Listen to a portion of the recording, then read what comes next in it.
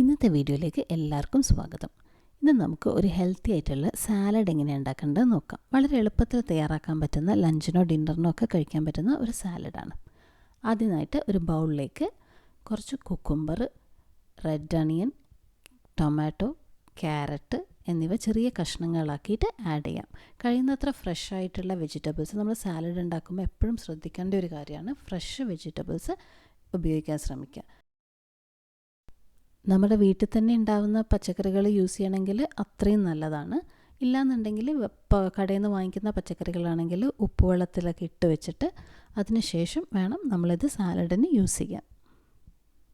ഇനി ഇതിലേക്ക് വേണ്ടത് ചിയ സീഡ്സ് ആണ്. നമ്മൾ ചിയ സീഡ് സോക്ക് ചെയ്ത് വെച്ചിട്ടുള്ളതാണ്. സോക്ക് ചെയ്ത് വെച്ചിട്ടുള്ള ചിയ സീഡ്സ് നമുക്ക് ഇതിൻ്റെ അകത്തേക്ക് ആഡ് ചെയ്യാം.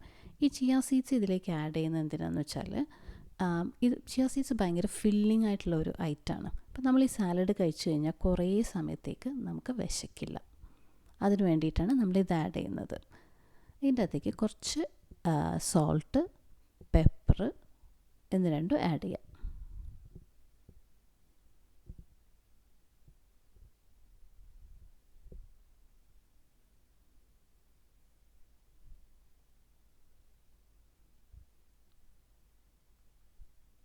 അതിനുശേഷം നമുക്കിതിൻ്റെ അകത്തേക്ക് ആഡ് ചെയ്യേണ്ടത് കുറച്ച് കൊറിയാണ്ടർ ലീവ്സാണ്. ചില ആൾക്കാർക്ക് മല്ലിയിലയുടെ ടേസ്റ്റ് ഇഷ്ടമുണ്ടാവില്ല. അങ്ങനെയുള്ളവർ അത് അവോയ്ഡ് ചെയ്യാം. എനിക്ക് അതിൻ്റെ ഒരു ടേസ്റ്റ് സാലഡിൽ വരുന്നത് ഇഷ്ടമാണ്. അതുകൊണ്ട് ഞാൻ എപ്പോഴും കുറച്ച് കൊറിയാണ്ടറോ പാസ്ലി അങ്ങനെ എന്തെങ്കിലും ആഡ് ചെയ്യാറുണ്ട്. പിന്നെ വേണ്ടത് കുറച്ച് ലൈം ജ്യൂസാണ്. അതും ഒരുപാട് വേണ്ട, കുറച്ച് ഒന്ന് സ്ക്വീസ് ചെയ്ത് എടുക്കുക. അതിനുശേഷം ഇതെല്ലാം കൂടെ നമുക്ക് മിക്സ് ചെയ്ത് എടുക്കാം. വളരെ ഫില്ലിംഗ് ആയിട്ടുള്ള, വളരെ എളുപ്പത്തിൽ തയ്യാറാക്കാൻ പറ്റുന്ന ഒരു സാലഡാണ്. ഇഷ്ടമായിട്ടുണ്ടെങ്കിൽ എല്ലാവരും ഒന്ന് ട്രൈ ചെയ്ത് നോക്കുക. ഇത് നമുക്കൊരു ഉച്ചയ്ക്കത്തെ ലഞ്ചിനൊക്കെ വർക്കിലൊക്കെ കൊണ്ടുപോകാനാണെങ്കിലും വളരെ എളുപ്പത്തിൽ തയ്യാറാക്കാൻ പറ്റുന്ന ഒരു ടൈപ്പ് ഓഫ് സാലഡാണ്. ഇനി ഇത് നന്നായിട്ട് മിക്സ് ചെയ്തെടുക്കണം. ഞാൻ ആഡ് ചെയ്ത ലം ജ്യൂസ് കുറച്ച് കുറഞ്ഞു പോയോ എന്നൊരു സംശയമുണ്ട്. ഞാനൊരു ഇത്തിരി കൂടെ ആഡ് ചെയ്യുന്നുണ്ട്. അതിനുശേഷം ഇത് നന്നായിട്ട് മിക്സ് ചെയ്ത് കഴിക്കാവുന്നതാണ്. നിങ്ങൾ സ്ഥിരമായി സാലഡ് കഴിക്കുന്നവരാണെങ്കിൽ ഈ വീഡിയോയുടെ അടിയിൽ കമൻറ്റ് ചെയ്യാം.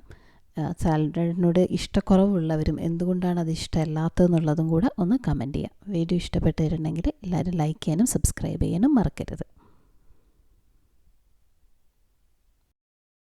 സാലഡ് ഉണ്ടാക്കുന്നതിൽ ഏറ്റവും രസകരമായ പാർട്ട് അതിൻ്റെ മിക്സിംഗ് ആണ്. എല്ലാ വെജിറ്റബിൾസും പല പല കളേഴ്സുള്ള വെജിറ്റബിൾസും ഒക്കെ കൂടെ ഒന്ന് മിക്സ് ചെയ്ത് അത് കഴിച്ച് നോക്കുന്നതിൻ്റെ ഒരു രുചി, ആ ഒരു പാർട്ട് എനിക്ക് ഭയങ്കര ഇഷ്ടമാണ്.